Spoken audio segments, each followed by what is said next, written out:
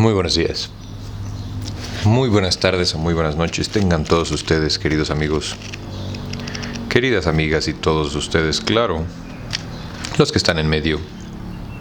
Bienvenidos una vez más a este su programa favorito, el Círculo de Lectura.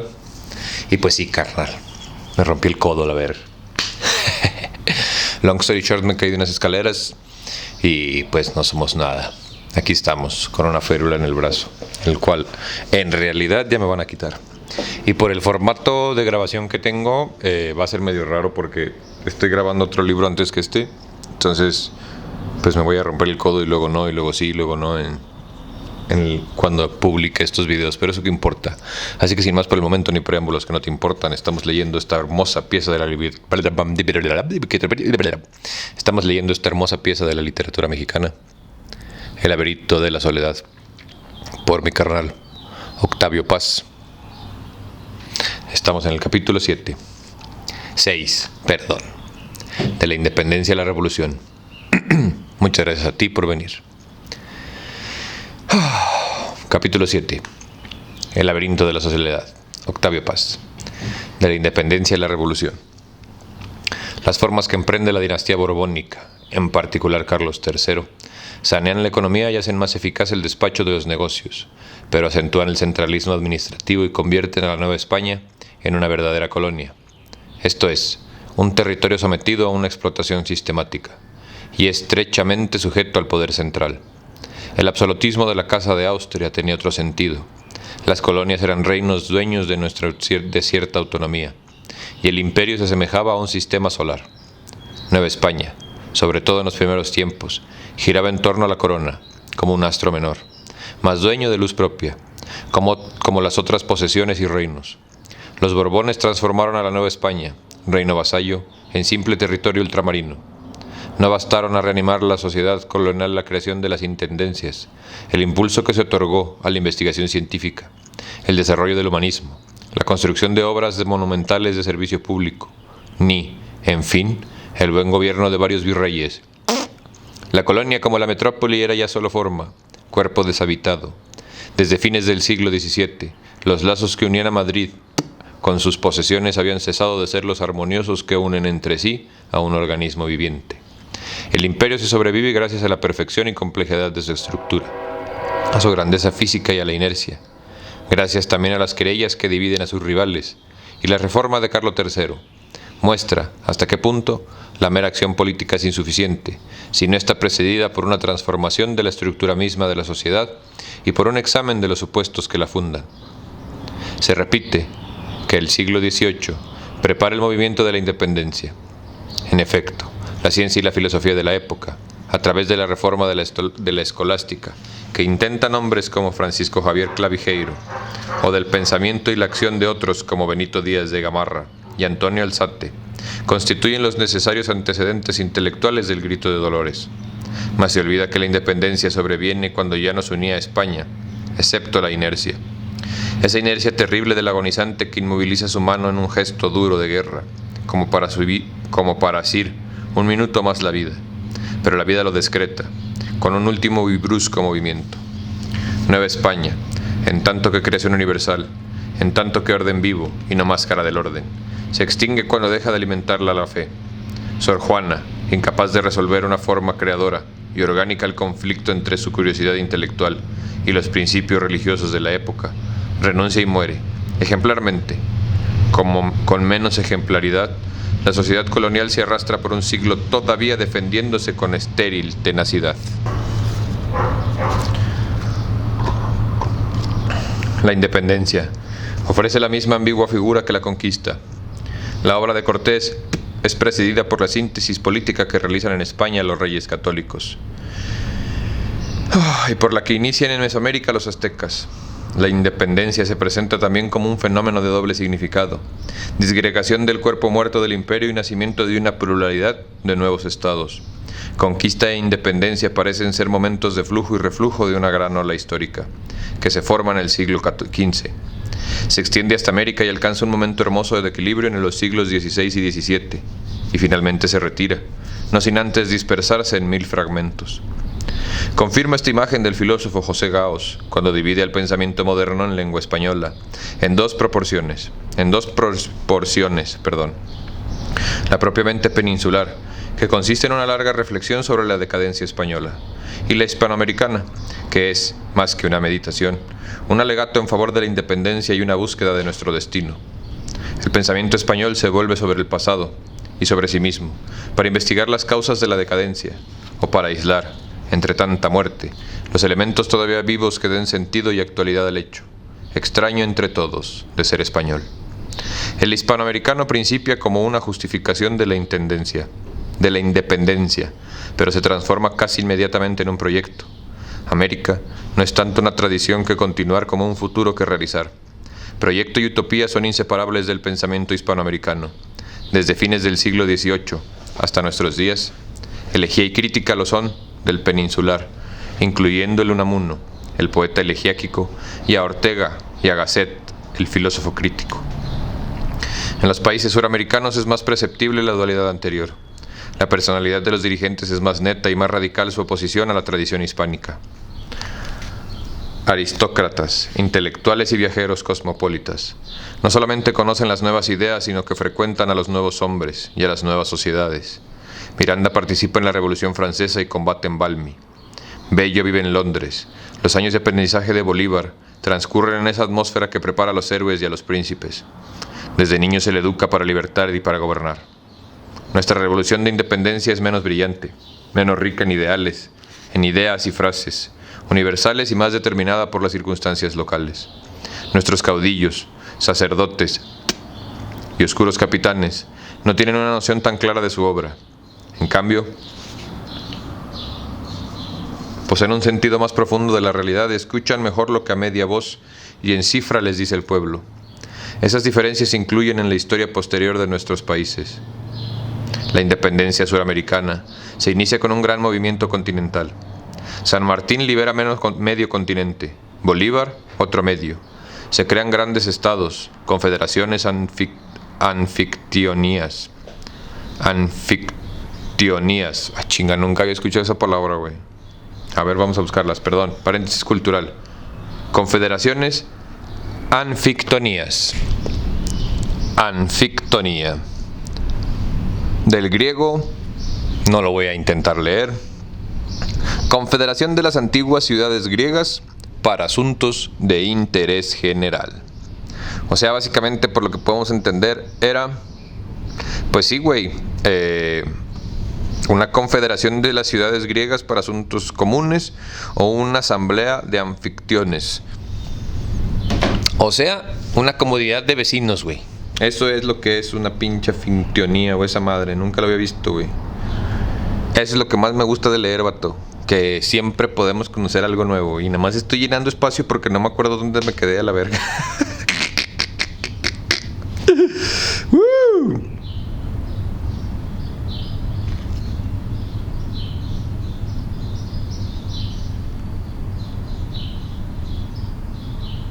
Ya, güey, ya. Perdón, es que siempre trato de quedarme como que al final de un párrafo para que no pase esto, pero bueno. Bolívar otro medio y se crean grandes estados, confederaciones anfictonías. Palabra nueva que acabamos de aprender. ¡Woo! Se piensa que la emancipación de España no acarreará la desmembración del mundo hispánico. Al poco tiempo la realidad hace astillas todos esos proyectos. El proceso de disgregación del imperio español se mostró más fuerte que la clarividencia de Bolívar. En suma, en el movimiento de independencia pelean dos tendencias opuestas, una de origen europeo, liberal y utópica, que concibe a la América española como un todo unitario, asamblea de naciones libres, Simón, esclavos, fábrica. Otra, tradicional, que rompe lazos con la metrópoli, solo para acelerar el proceso de dispersión del imperio. La independencia hispanoamericana, como la historia entre nuestros pueblos, es un hecho ambiguo y de difícil interpretación, porque destruyeron todos los libros y códices que había antes. Porque, una vez más, las ideas enmascaran a la realidad en lugar de desnudarla o expresarla. Los grupos y clases que realizan la independencia en Sudamérica pertenecían a la aristocrática feudal nativa. Eran los descendientes de los colonos españoles, colocados en situación de inferioridad frente a los peninsulares. La metrópoli, empeñada en una política proteccionista, por una parte impedía el libre comercio de las colonias y obstruía su desarrollo económico y social por medio de trabas administrativas y políticas, como ahorita. Por la otra, cerraba el paso a los criollos, que con toda justicia deseaban ingresar a los altos empleos y a la dirección del Estado. Así pues, la lucha por la independencia tendría a liberar a los criollos de la momificada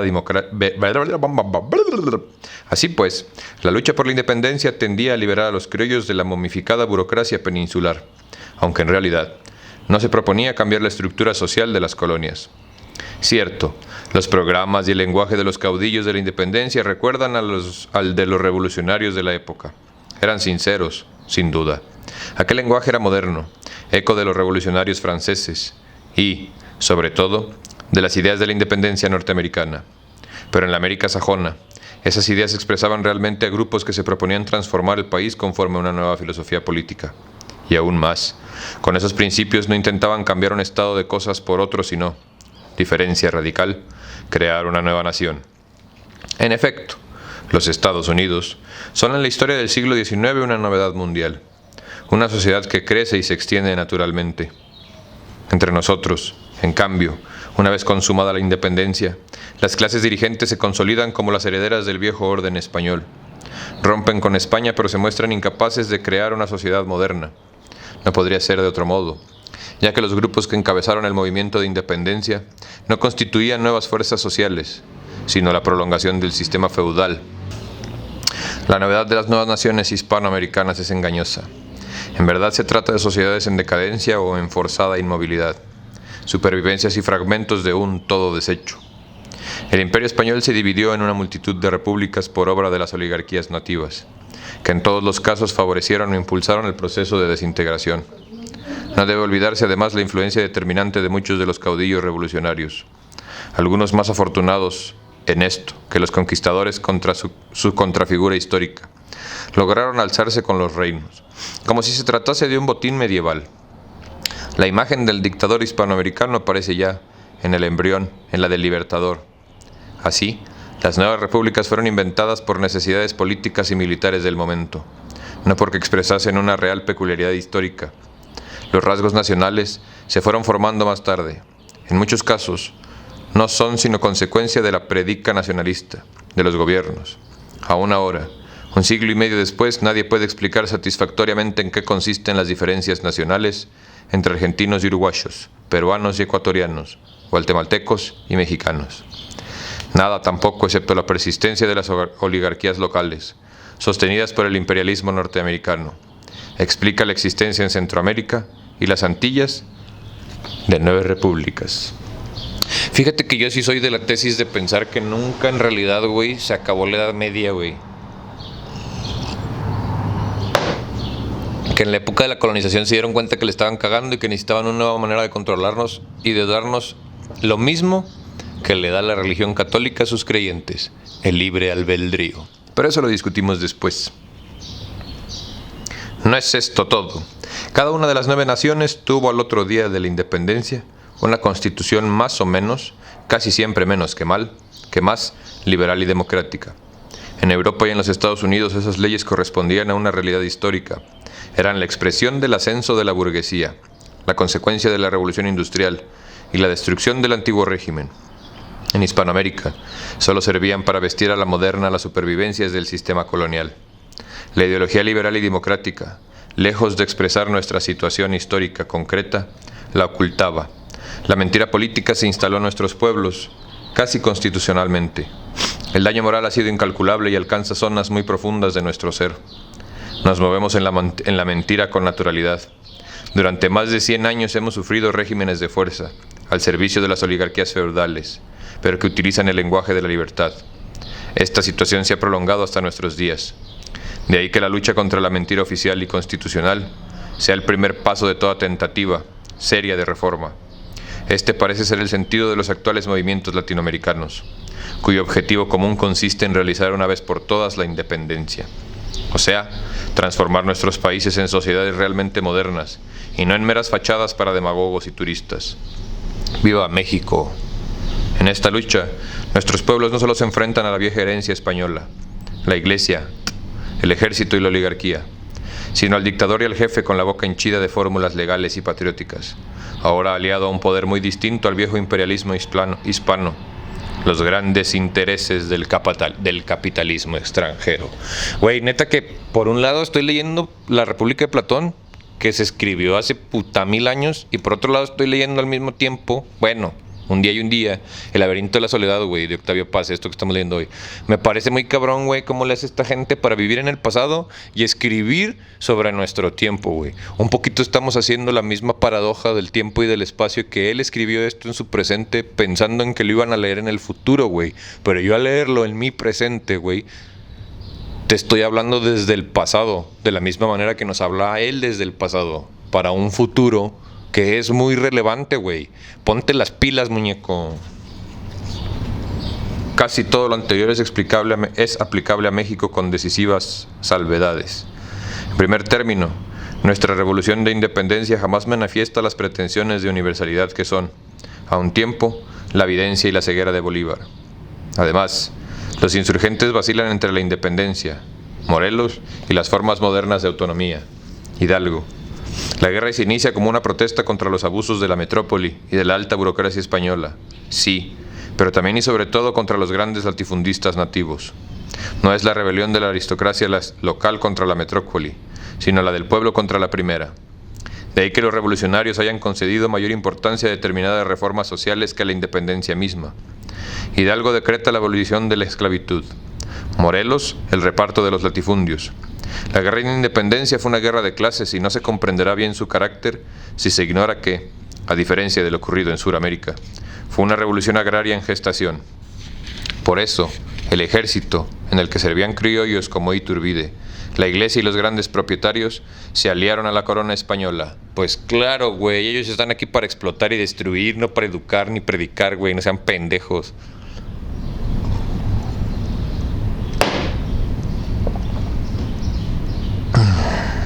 Esas fuerzas fueron las que derrotaron a Hidalgo y Morelos.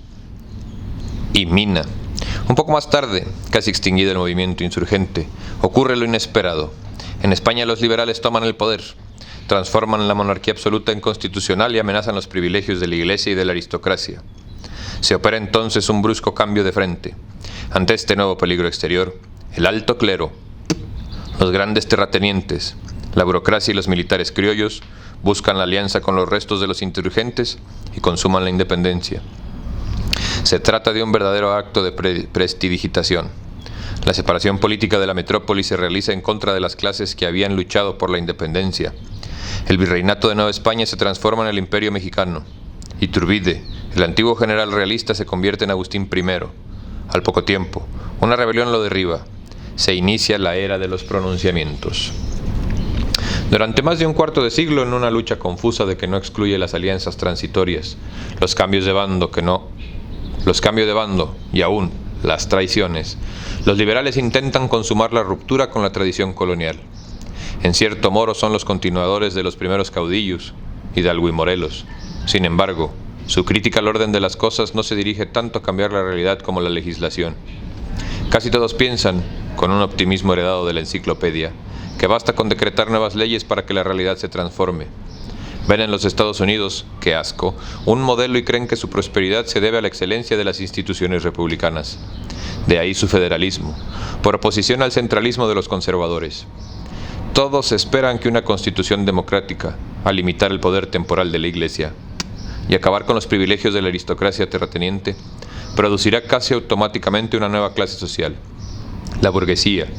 Los liberales no solo tienen que luchar contra los conservadores, sino que deben contar con los militares, que cambian de bando según sus intereses. Mientras disputan las facciones, el país se desintegra. Los Estados Unidos, qué asco, aprovechan la ocasión y en una de las guerras más injustas en la historia, ya de por sí negra, de la expansión imperialista, nos arrebatan más de la mitad del territorio. Esta derrota produjo, a la larga, una reacción saludable, pues hirió de muerte al caudillismo militar, encarnado en el dictador Santa Anna, pendejazo, alternativamente liberal y conservador, guardián de la libertad y vendedor del país. Santa Anna es uno de los arquetipos del dictador latinoamericano. Al final de su carrera política ordena honras fúnebres para la pierna que pierde en una batalla y se declara Alteza Serenísima. Fíjate que todo lo que he ido leyendo de Santana, güey, si quieren, aquí en este libro, precisamente, en este canal, precisamente, tenemos un par de libros de historia, güey, bastante interesantes. Uno escrito por Francisco Bulnes y el otro por un veracruzano que siempre se me olvida su nombre, güey, pero está buenísimo, duran un chingo, güey, 12 horas. De hecho, uno no me dejaba YouTube subirlo completo porque, pues, gays. Pero todo lo que he leído de Santana, güey, neta, güey, si pudiéramos compararlo con un partido político local, yo diría que se parece mucho al Partido Acción Nacional, güey. Esa es mi opinión particular y si no te gusta te puedes ir a otro canal. Gracias. La rebelión popular expulsa a Santa Anna y da el poder a los liberales. Una nueva generación hereda a José María Mora y Valentín Gómez Farías, maestro de la inteligencia liberal, y se dispone a dar nuevos fundamentos a la nación. La primera piedra será una constitución. En efecto, en 1857, México adopta una carta constitucional liberal. Los conservadores apelan a las armas. Juárez responde con las leyes de reforma, que acaben con los fueros y destruyen el poder material de la Iglesia. Derrotado el Partido Conservador acude al extranjero y apoyado por las tropas de Napoleón III, instala en la capital a Maximiliano, segundo emperador de México. Nueva ambigüedad histórica. Maximiliano era liberal y soñaba con crear un imperio latino que se opusiese al poderío yanqui. Sus ideas no tenían relación alguna con la de los obstinados conservadores que lo sostenían.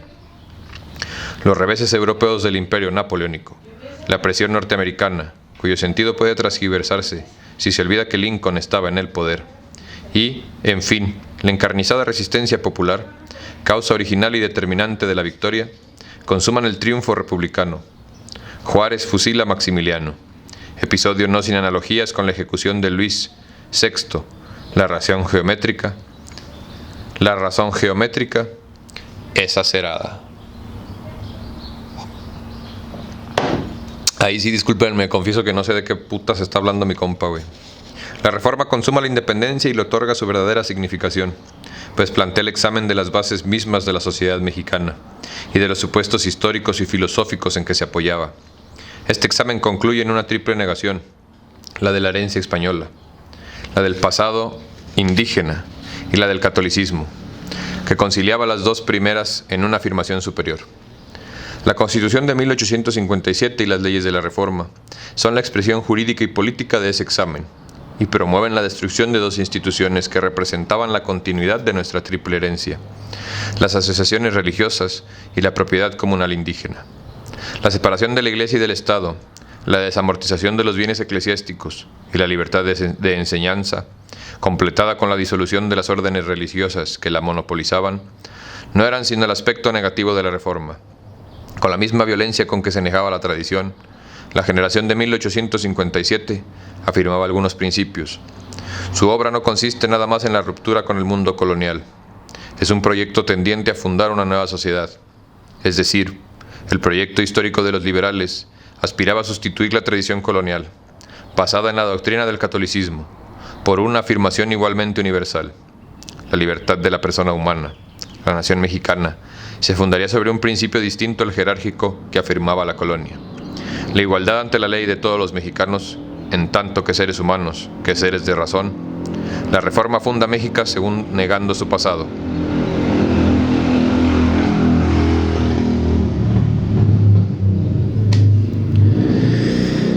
La Reforma funda a México negando su pasado. Rechaza la tradición y busca justificarse en el futuro. El sentido de este necesario matricidio no escapaba a la penetración de los mejores. Ignacio Ramírez, quizá la figura más saliente de este grupo de hombres extraordinarios, termina así uno de sus poemas. Madre naturaleza, ya no hay flores, por do mi paso vacilante avanza. Nací sin esperanza ni temores, vuelvo a ti, sin temores ni esperanza. ¡Ay, güey! Está fuerte, la neta.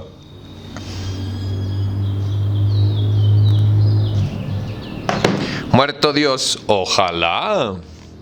Eje de la sociedad colonial. La naturaleza vuelve a ser una madre.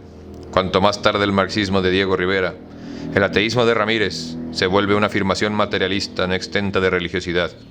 una auténtica concepción científica o simplemente racional de la materia. No puede ver en esta ni en la naturaleza una madre, ni siquiera la madrastra del pesimista Leopardi, sino un proceso indiferente que se hace y deshace, se inventa y se repite sin descanso, sin memoria y sin reflexión.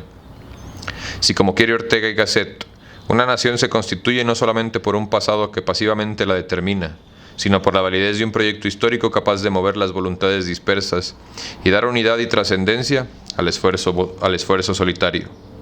México nace en una época de la Reforma. En ella, y por ella se concibe, se inventa y se proyecta.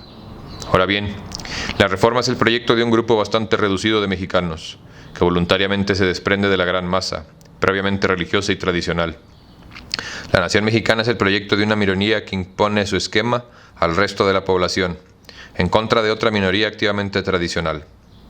Como el catolicismo colonial, la Reforma es un movimiento inspirado en una filosofía universal. Las diferencias y semejanzas entre ambos son reveladoras. El catolicismo fue impuesto por una minoría de extranjeros tras una conquista militar.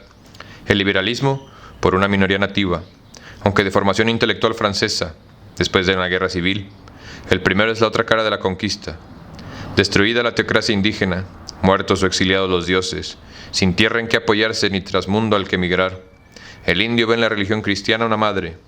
Como todas las madres es extraña, es entraña, reposo, regreso a los orígenes, y asimismo, boca que devora, señora que mutila y castiga, madre terrible. El liberalismo es una crítica de orden antiguo y de un proyecto de pacto social. No es una religión sino una ideología utópica. No consuela, combate, sustituye la noción de más allá por la de un fruto terrestre.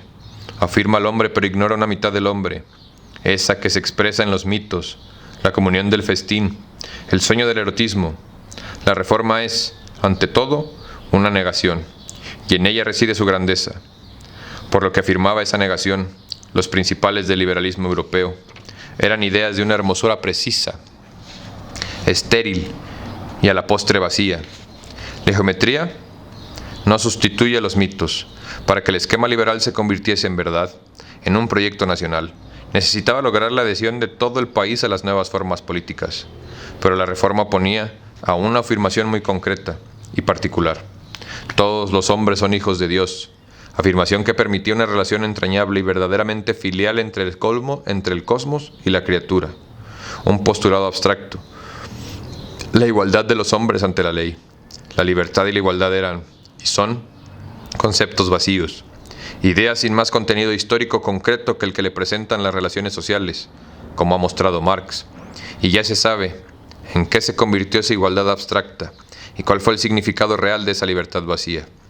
Por otra parte, al fundar a México sobre una noción general del hombre y no sobre la situación real de los habitantes de nuestro territorio, se sacrificaba la realidad a las palabras y se entregaba al hombre de carne a la voracidad de los más fuertes, contra las prevenciones de los más lúcidos.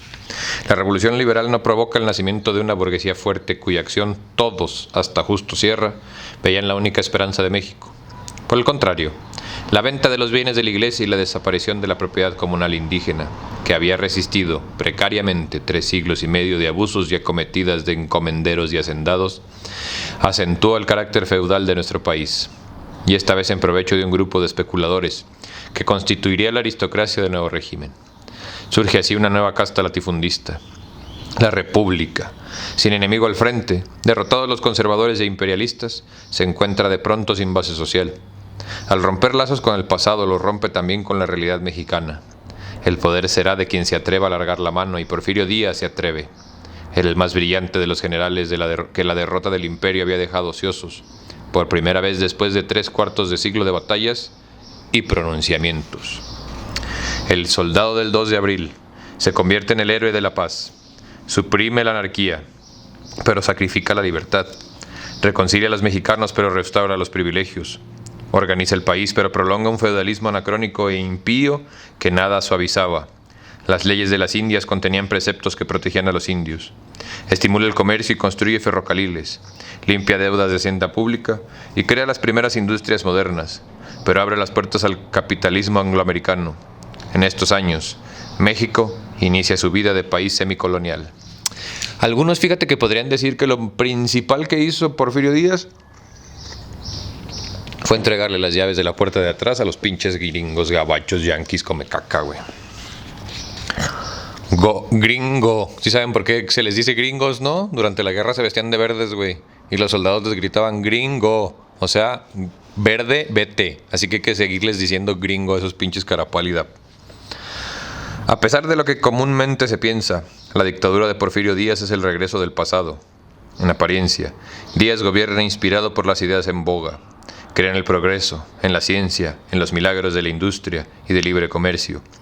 Sus ideales son los de la burguesía europea. Es el más ilustrado de los dictadores hispanoamericanos. Y su régimen recuerda a veces los años de la Belle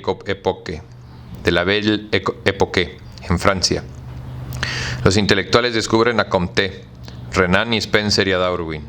Los poetas imitan a los parisianos y simbolistas franceses. La aristocracia mexicana es una clase de urbana y civilizada. La otra cara de la medalla es muy distinta. Estos grandes señores, amantes del progreso y la ciencia, no son industriales ni hombres de empresa. Son terratenientes enriquecidos por la compra de los bienes de la iglesia o los negocios públicos del régimen. En sus haciendas, los campesinos viven una vida de siervos, no muy distinta a la del periodo colonial. Así, desde el punto de vista ideológico, el porfirismo se ostenta como el sucesor legítimo del liberalismo. La Constitución de 1857 sigue vigente, en teoría, y nada ni nadie pretende oponer a las ideas de la Reforma principios distintos.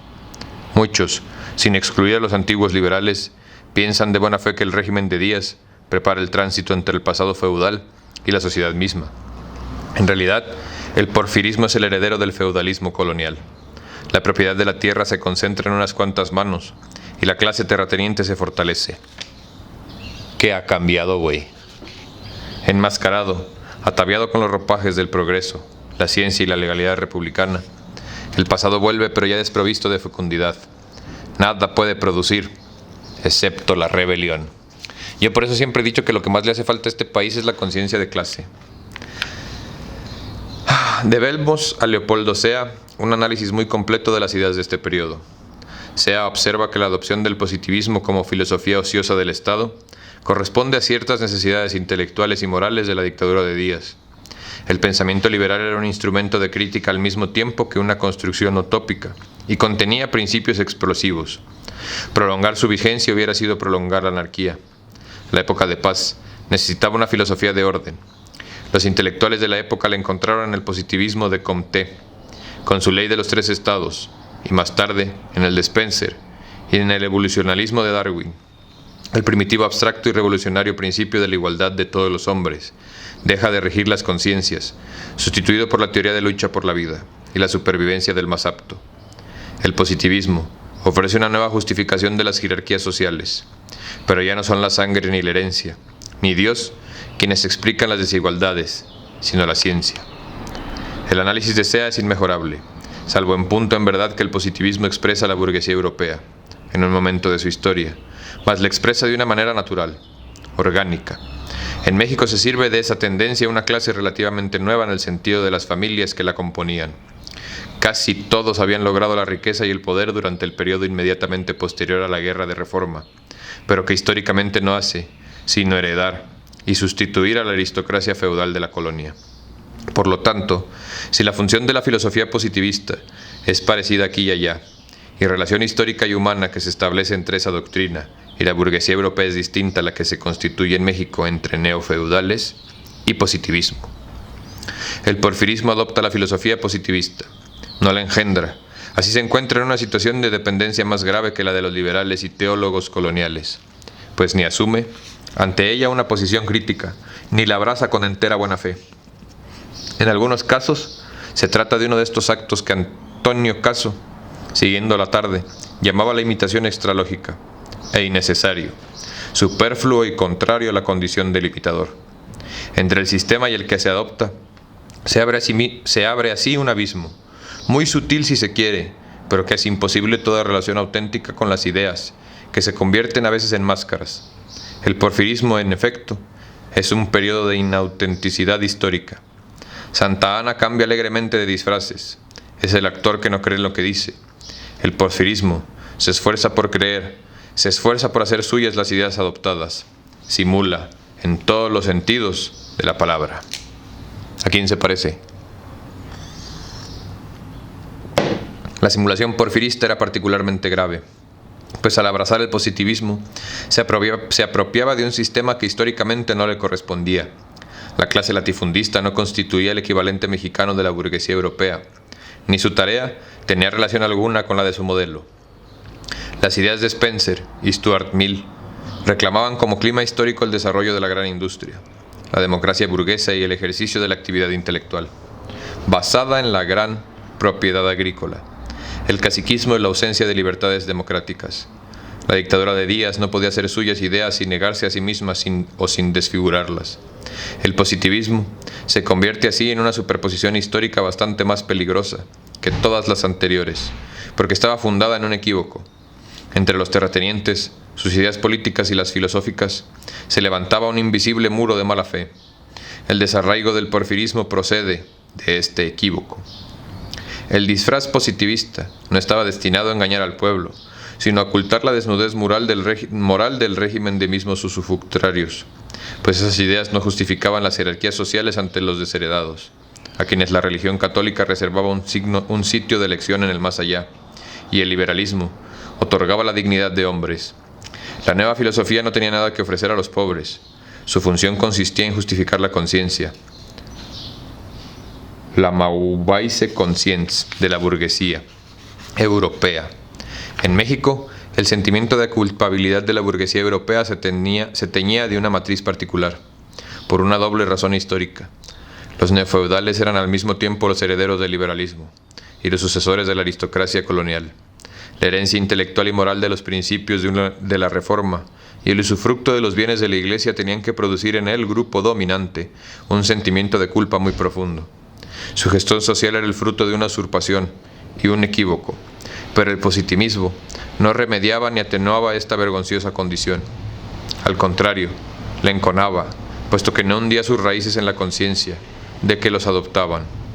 Mentira e inautenticidad son así el fondo psicológico del positivismo mexicano.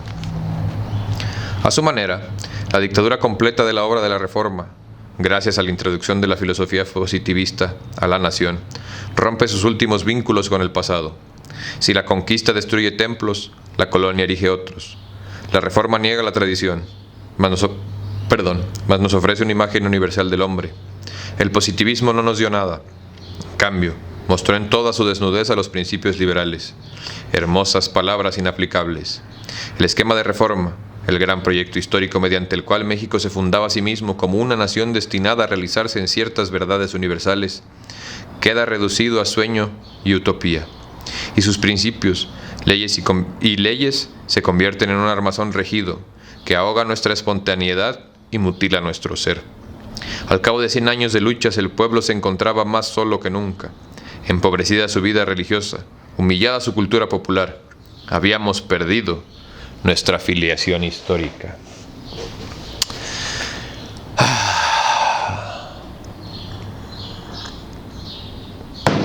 En realidad no hemos perdido nada, güey. Solamente perdimos esta parte impuesta por los que llegaron en barco y que además no pudieron ni imponer bien, güey. Tan es así, para el que lo dude, nunca conquistaron México, güey. Por eso México no tiene un idioma oficial. Son todas las lenguas nativas y el idioma que llegó en barco, el cual estamos hablando y entendiéndonos. La imagen que nos ofrece México al finalizar el siglo XIX es la de la discordia.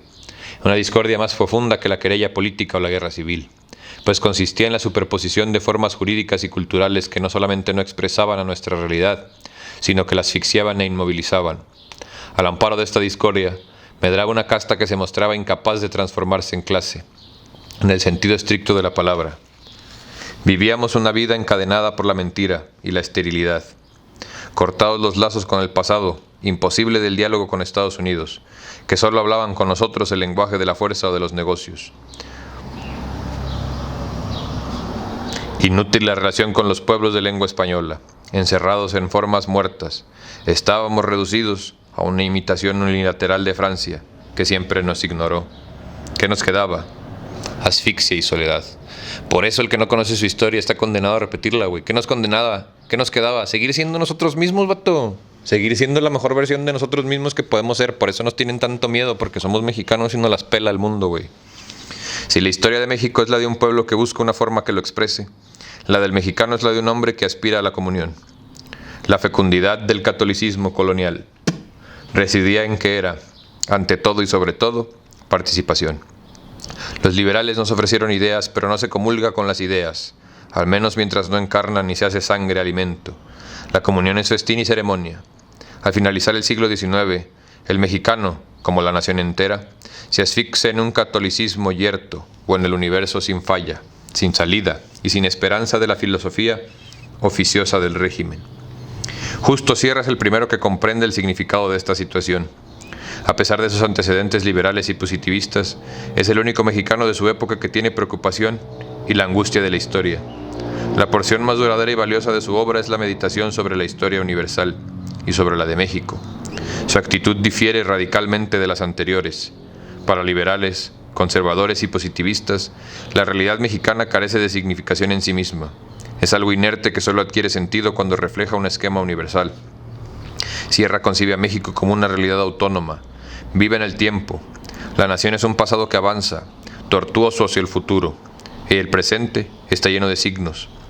En suma, ni la religión ni la ciencia ni la utopía nos justifican. Nuestra historia, como la de cualquier otro pueblo, posee un sentido y una dirección, acaso sin plena conciencia de lo que hacía. Sierra introduce la filosofía de la historia como una posible respuesta a nuestra soledad y malestar. Consecuente con estas ideas, funda la universidad. En su discurso de inauguración, expresa que el nuevo instituto no tiene antecesores ni abuelos. El gremio y el claustro de la Real y Pontífica Universidad de México no es para nosotros el antepasado, sino el pasado. Sin embargo, lo recordamos con cierta involuntaria fidelidad. Involuntaria, pero no destituida de emoción e interés. Estas palabras muestran hasta qué punto era honda para los liberales y sus herederos la ruptura con la colonia. Sierra sospechaba la ineficiencia del laicismo liberal y del positivismo, tanto como rechaza el dogmatismo religioso. Pensaba que la ciencia y la razón eran los únicos asideros del hombre y lo único digno de confianza, pero las concebía como instrumentos. Por lo tanto, deberían servir al hombre y a la nación. Solo así, la universidad tendría la potencia suficiente para coordinar las líneas directrices del carácter nacional. La verdad, dice en otra parte del mismo discurso, no está hecha. No es una cosa dada como pensaban los escolásticos medievales o los metafísicos del racionalismo. La verdad se encuentra repartida en las verdades particulares de cada ciencia. Reconstruirla era una de las tareas de la época. Sin nombrarla invocaba la filosofía ausente de la enseñanza positivista. El positivismo debe enfrentarse a nuevas doctrinas. Las palabras del ministro de Instrucción Pública inauguraban otro capítulo en la historia de las ideas de México. Pero no era él quien iba a escribirlo, sino un grupo de jóvenes. Antonio Caso, José Vasconcelos, Alfonso Reyes y Pedro Enríquez Ureña. Ellos acometen la crítica del positivismo y lo llevan a su final descrédito. Su inquietud intelectual coincide con una búsqueda más dramática, la que hace el país de sí mismo en la lucha civil. La Revolución Mexicana es un hecho que irrumpe en nuestra historia como una verdadera revelación de nuestro ser. Muchos acontecimientos que comprenden la historia política interna del país y la historia más secreta de nuestro ser nacional la preparan, pero muy pocas voces, y todas ellas débiles y borrosas, la anticipan. La revolución tiene antecedentes y causas y motivos. Carece en un sentido profundo de precursores.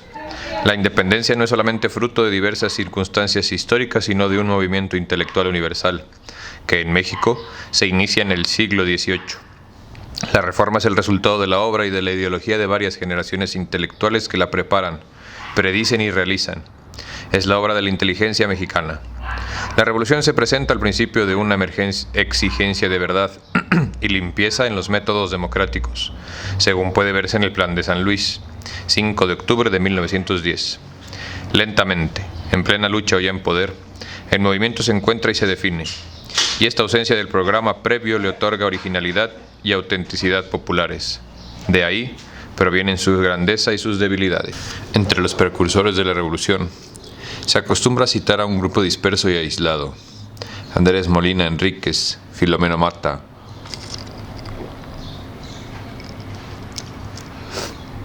Paulino Martínez, Juan Sarabia, Antonio Villarreal, Ricardo y Enrique Flores Magón.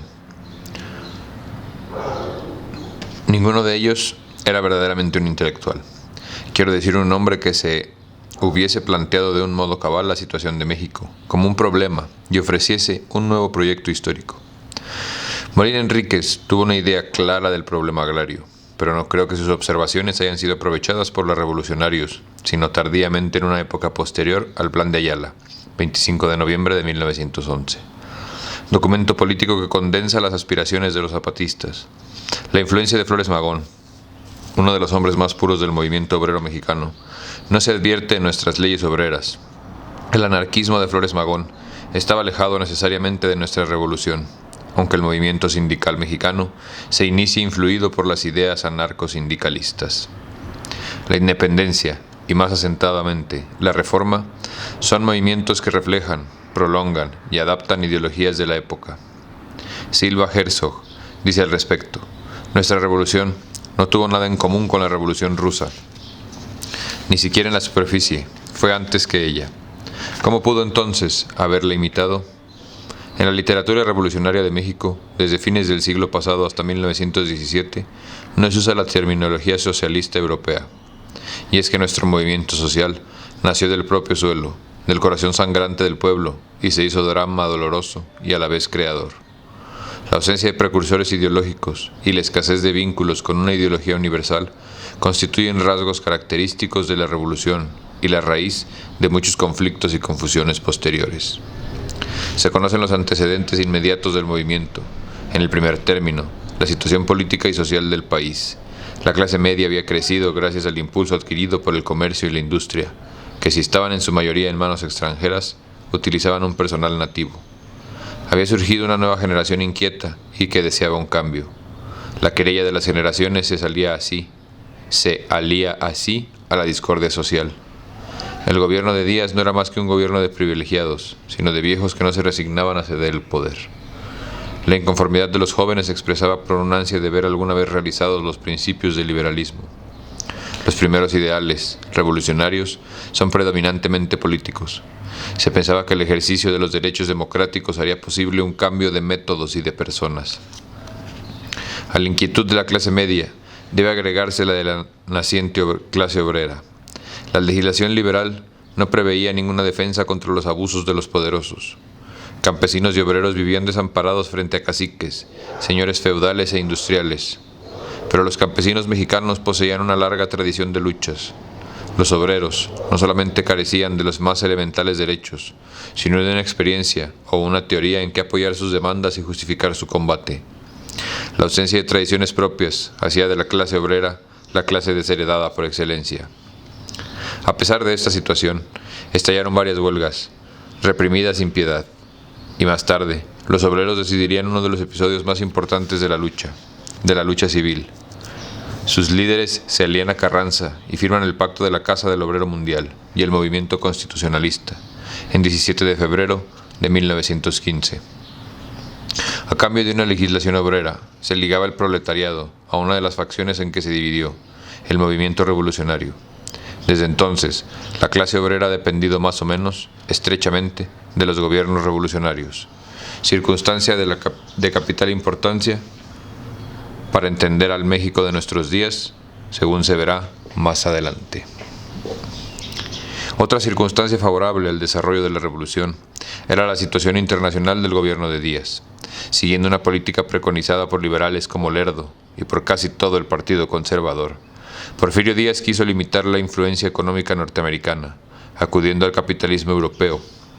Las relaciones internacionales despertaron honda preocupación en las postrimerías del gobierno de Díaz. El apoyo concedido al capital inglés provocó recelos en el norteamericano. Hubo otras causas de enfriamiento, como la protección que Díaz ofreció al presidente de Nicaragua, la negativa a conceder una prórroga para que permaneciera la flota de los Estados Unidos en la Bahía Magdalena, y el fallo favorable a México que dictó un árbitro canadiense en el conflicto de límites conocido con el nombre del Chamizal. Es indudable que los Estados Unidos toleraron en su territorio la acción política de los revolucionarios, pero no es posible reducir la Revolución Mexicana, como quieren algunos conservadores, a una conspiración del imperialismo yanqui. La intervención posterior del embajador norteamericano en el golpe de mano contrarrevolucionario que derrocó al presidente Madero prueba hasta dónde debe limitarse la influencia extranjera en el desarrollo de la revolución.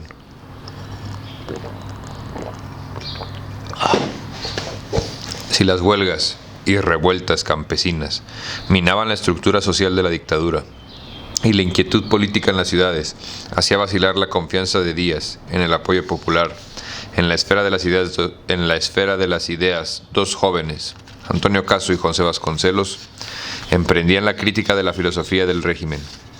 Su obra forma parte de la vasta renovación intelectual iniciada por el grupo llamado Ateneo de la Juventud. Antonio Caso acomete en 1909 el examen de la filosofía positivista, en el curso de 7 conferencias, las 3 primeras dedicadas al Comte y sus precursores, sus 4 restantes al positivismo independiente.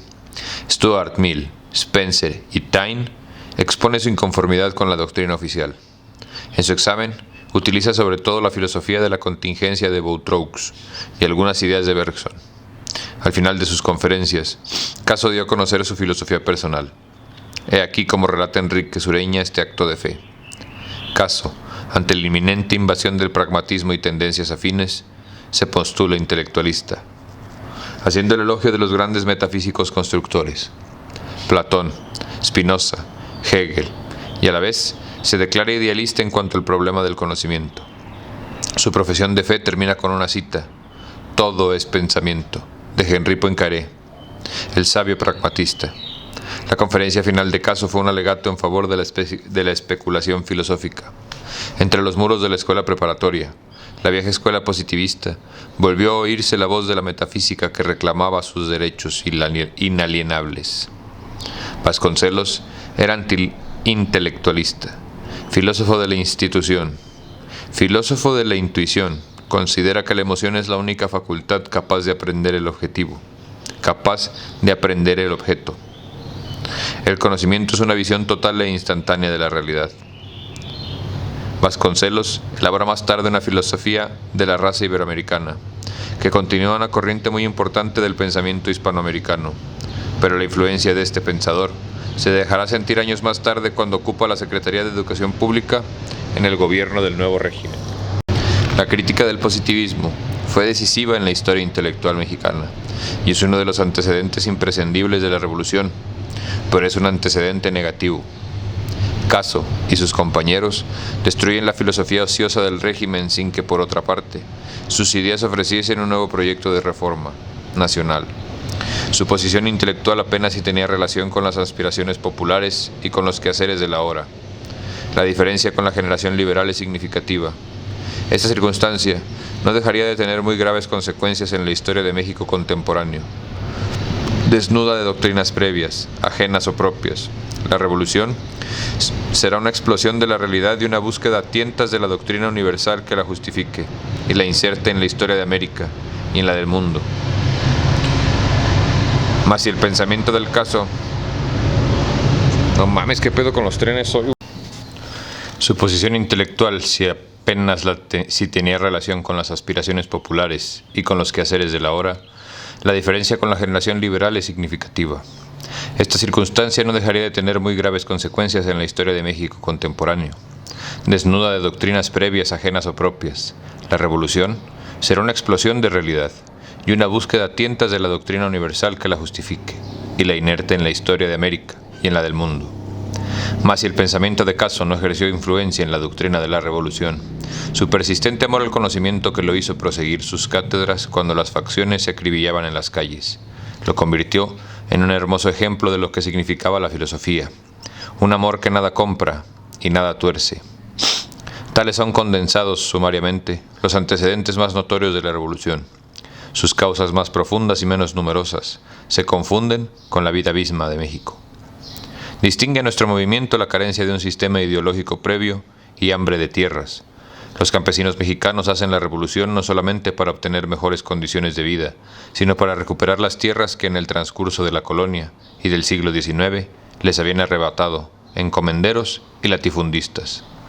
El calpulli era la forma básica de la propiedad territorial antes de la conquista. Consistía este sistema en dividir las poblaciones en varios barrios o calpulli, cada uno de ellos con una extensión determinada de tierras, que no pertenecían individualmente a ninguno de los habitantes, sino que estaban concedidas a una familia o tribu. En el concepto del que se abandonaba el calpulli o dejaba de cultivar las tierras que se le asignaban, perdía el derecho de participar en la propiedad comunal.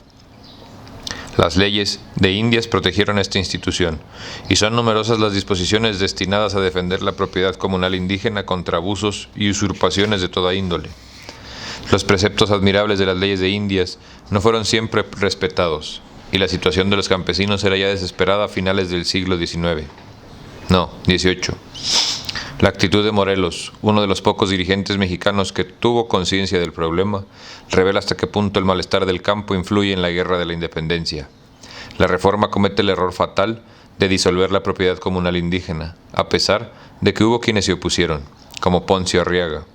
Más tarde, a través de diversas leyes de colonización y ocupación y enajenación de terrenos baldíos, el régimen de Díaz acaba con los restos de la propiedad campesina y destruye los caracteres que hasta entonces había tenido el régimen de propiedad en México.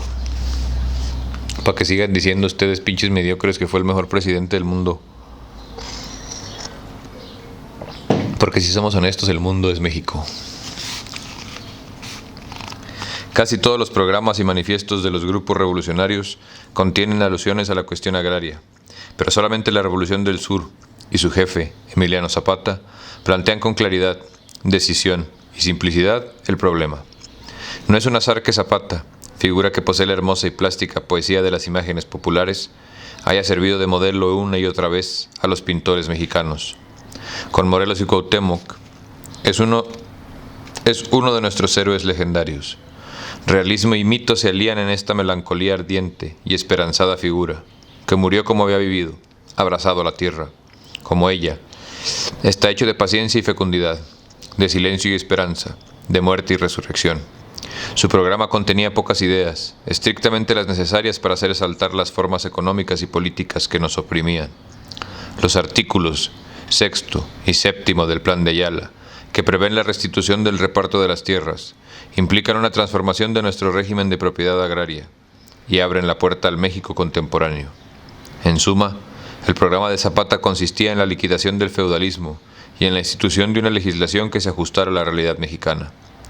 Toda revolución, dice Ortega y Gasset, es una tentativa por sostener la realidad a un proyecto racional.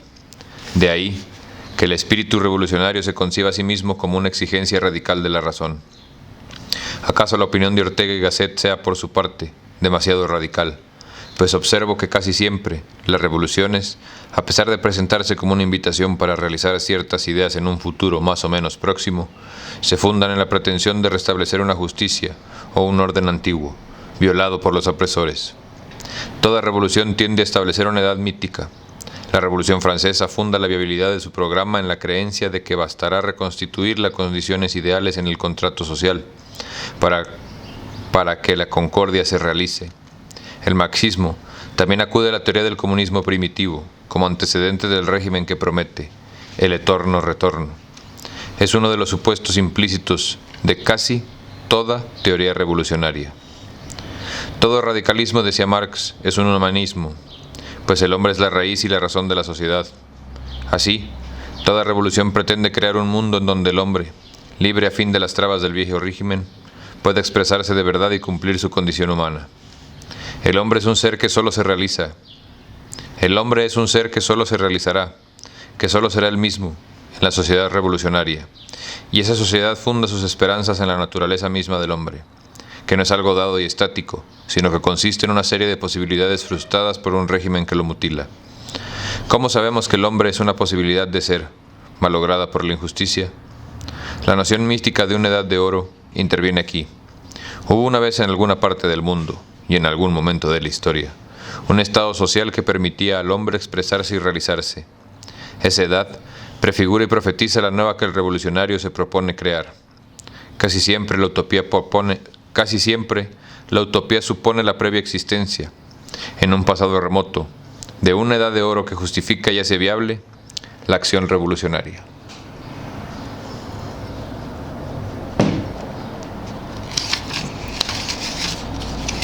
La originalidad del Plan de Ayala consiste en que esa edad de oro no es una simple creación de la razón, ni una hipótesis. El movimiento agrario mexicano exige la restitución de las tierras a través de un requisito legal, los títulos correspondientes, y así prevé el reparto de tierras. Lo hace para extender los beneficios de una situación tradicional a todos los campesinos y pueblos que no poseen títulos. El movimiento zapatista tiende a ratificar la historia de México y el sentido mismo de la nación, que ya no será el proyecto histórico del liberalismo. México no se concibe como un futuro que realizar, sino como un regreso a los orígenes. El radicalismo de la Revolución Mexicana consiste en su originalidad, esto es, en volver a nuestra raíz, único fundamento de nuestras instituciones. Al hacer del calpulli el elemento básico de nuestra organización económica y social, el zapatismo no solo rescataba la parte válida de la tradición colonial, sino que afirmaba que toda constitución política, de veras fecunda, debería partir de la porción más antigua, estable y duradera de nuestra nación: el pasado indígena. Yo diría el pasado aborigen, ¿no? Porque indígena implica aceptar que el pendejo de Colón, que se perdió cruzando el mar, güey, y descubrió la India, cuando en realidad llegó a México. Pero X. El tradicionalismo de Zapata muestra la profunda conciencia histórica de este hombre, aislado en su pueblo y en su raza. Su aislamiento, que no le permitió acceder a las ideas que manejaban los periodistas y tinterillos de la época, en busca de generales que asesorar. Soledad de la semilla, encerrada, le dio fuerzas y hondura para tocar la simple verdad.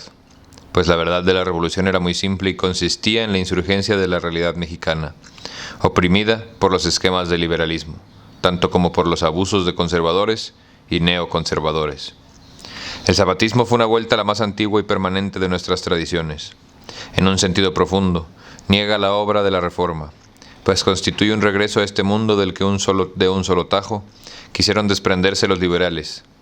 La revolución se convierte en una tentativa por reintegrarnos a nuestro pasado, o como diría Leopoldo Sea, por asimilar nuestra historia, por hacer de ella algo vivo, un pasado hecho ya presente. Contrasta esta voluntad de integración y regreso a las fuentes, con la actitud de los intelectuales de la época, que no solamente se mostraron incapaces de adivinar el sentido del movimiento revolucionario, sino que seguían especulando con ideas que no tenían más función que la de las máscaras. La incapacidad de la inteligencia mexicana para formular en un sistema coherente las confusas aspiraciones populares se hizo patente apenas la revolución dejó de ser un hecho instintivo y se convirtió en un régimen. El zapatismo y el villismo, las dos facciones gemelas, la cara sur y la cara norte, eran explosiones populares, con escaso poder para integrar sus verdades más sentidas que pensadas en un plano orgánico. Eran un punto de partida, un signo oscuro y balbuceante de la voluntad revolucionaria. La facción triunfante, el carrancismo, tendía por una parte a superar las limitaciones de sus dos enemigos, por la otra a negar la espontaneidad popular, única fuente de salud revolucionaria, restaurando el cesarismo. Toda revolución desemboca en la adoración a los jefes. Carranza, el primer jefe, el primero de los césares revolucionarios, profetiza el culto a la personalidad, eufemismo con que se designa la moderna idolatría política. Ese culto, continuado por Obregón y Calles, aún rige nuestra vida política, aunque limitado por la prohibición de reelegir a los presidentes y otros funcionarios. Pues te diré, güey, madedito, el que no sabe hablar, a que está volviendo a postularse para alcalde, güey. A mí me tocó vivir cuando era alcalde allá en Monterrey. Así que eso de que no se pueden volver a elegir está medio raro, ¿eh? Está medio priista el pedo.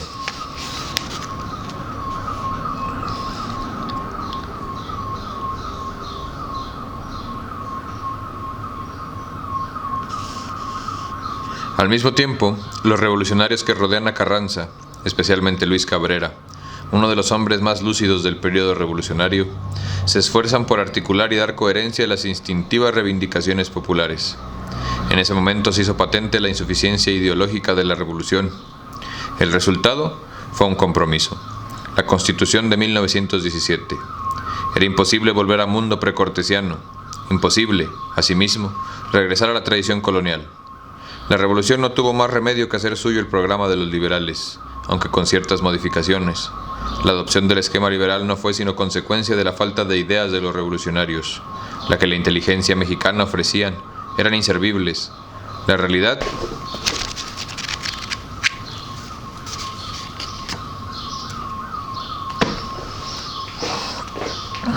La adopción del esquema liberal no fue sino consecuencia de la falta de ideas de los revolucionarios.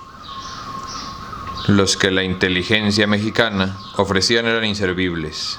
La realidad las hizo astillas, antes siquiera de que las historias las pusiera a prueba. La permanencia del programa liberal con su división clásica de poderes, inexistente en México, su federalismo teórico y su ceguera ante nuestra realidad, abrió nuevamente la puerta a la mentira y a la inautenticidad. No es extraño, por lo tanto, que buena parte de nuestras ideas políticas sigan siendo palabras, destinadas a ocultar y oprimir nuestro verdadero ser. Por otra parte, la influencia del imperialismo frustró, en parte, la posibilidad del desarrollo de una burguesía nativa, que si hubiera hecho viable el esquema liberal, la restauración de la propiedad comunal entrañaba la liquidación del feudalismo y debía de haber destinado el acceso al poder de la burguesía. Nuestra evolución hubiese seguido así los mismos pasos que la de Europa. Pero nuestra marcha es excéntrica. El imperialismo no nos dejó acceder a la normalidad histórica, y las clases dirigentes de México no tienen más misión que colaborar, como administradoras o asociadas de un poder extraño. Y en esta situación, a la ambigüedad histórica, reside el peligro de un neoporfirismo. Banqueros e intermediarios pueden apoderarse del Estado. Su función no sería diversa a la de los latifundistas porfirianos. Como ellos, serían herederos de un movimiento revolucionario. Gobernarían al país con la máscara de la revolución, como Díaz lo hizo con la del liberalismo. Solo que en esta ocasión sería difícil echar mano de una filosofía que cumpla la función del positivismo. Ya no hay ideas hechas en nuestro mundo.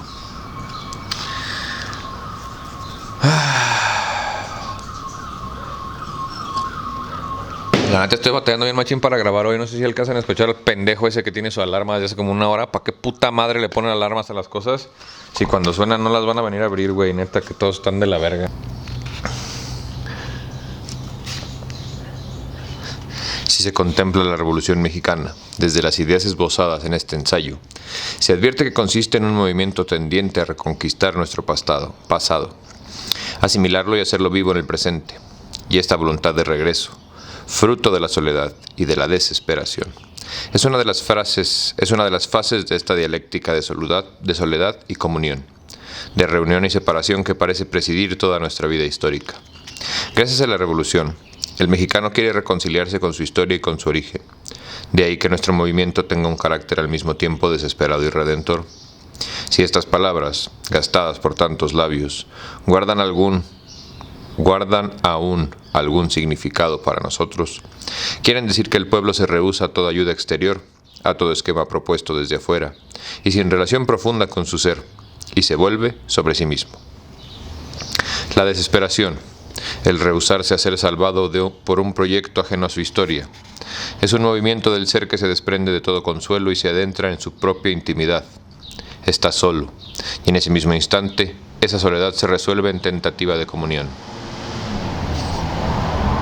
Nuevamente, desesperación y soledad, redención y comunión, son términos equivalentes. Es notable cómo, a través de una búsqueda muy lenta y pródiga en confusiones, la revolución cristaliza. No es un esquema de un grupo que impone a la realidad, sino que ésta, como querían los románticos alemanes, se manifiesta y empieza a adquirir forma en varios sitios, encarnando en grupos antagónicos y en horas diversas. Y solo hasta ahora es posible ver que forman parte de un mismo proceso figuras tan opuestas como Emiliano Zapata y Venustiano Carranza, Luis Cabrera y José Vasconcelos, Francisco Villa y Álvaro Obregón, Francisco I. Madero y Lázaro Cárdenas, Felipe Ángeles y Antonio Díaz Soto y Gama. Si se compara a los protagonistas de la Reforma con los de la Revolución, se advierte, amén de la claridad de ideas de los primeros y de la confusión de los segundos, que la eminencia de los liberales no los redime de cierta sequedad, que los ha hecho figuras respetables pero oficiales, héroes de oficina pública, en tanto que la brutalidad y safiedad de muchos de los caudillos revolucionarios no les ha impedido convertirse en mitos populares. Villa cabalga todavía en el norte, en canciones y corridos. Zapata muere en cada feria popular. Madero se asoma a los balcones agitando la bandera nacional. Carranza y Obregón viajan aún en aquellos trenes revolucionarios, en un ir y venir por todo el país, alborotando los gallineros femeninos y arrancando a los jóvenes de la casa paterna. Todos lo siguen. ¿A dónde? Nadie lo sabe. Es la revolución, la palabra mágica, la palabra que va a cambiarlo todo y que nos va a dar una alegría inmensa y una muerte rápida. Por la revolución, el pueblo mexicano se adentra en sí mismo, en su pasado y en su sustancia, para extraer de su intimidad, de su entraña, su filiación. De ahí, su fertilidad que contrasta con la pobreza de nuestro siglo XIX, pues la fertilidad cultural y artística de la revolución depende de la profundidad con que sus héroes, sus mitos, sus bandidos, marcaron para siempre la sensibilidad y la imaginación de todos los mexicanos. La revolución es una súbita inmersión de México en su propio ser, de su fondo, y entraña extrae, casi a ciegas, los fundamentos del nuevo Estado. Vuelta a la tradición, reanudación de los lazos con el pasado, rotos por la reforma y la dictadura.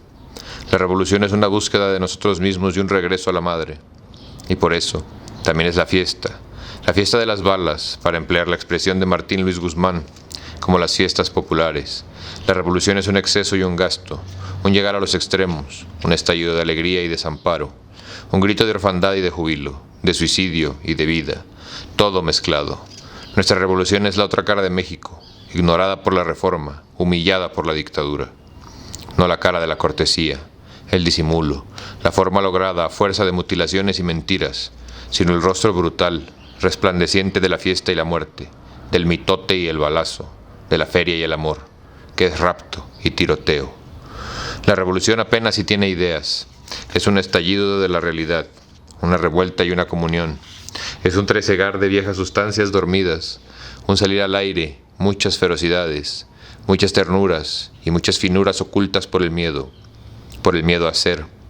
¿Y con quién comulga México en esta sangrienta fiesta? Consigo mismo, con su propio ser. México se atreve a ser la explosión revolucionaria en una portentosa fiesta en la que el mexicano, borracho de sí mismo, conoce al fin el abrazo mortal, en abrazo mortal, al otro mexicano. ¡Chan, mi chato! Sí está fuerte, güey. Sí está fuerte. Casi que hasta me dieron ganas de llorar. La neta no, pero... híjole, güey. Es que sí tiene una manera como muy particular de tocar los temas, mi carnal, güey. La neta, y creo que tiene toda la razón. A muchos de nosotros me parece que nos haría falta leer o escuchar este tipo de piezas para saber más sobre lo que somos como mexicanos. Yo soy Barbitas. Te doy mucho... No. Te agradezco por venir. Si no estás dormido, pues ya sabes qué hacer. Y si sí, pues dulces sueños mexicanos. Nos vemos a la próxima, chatos.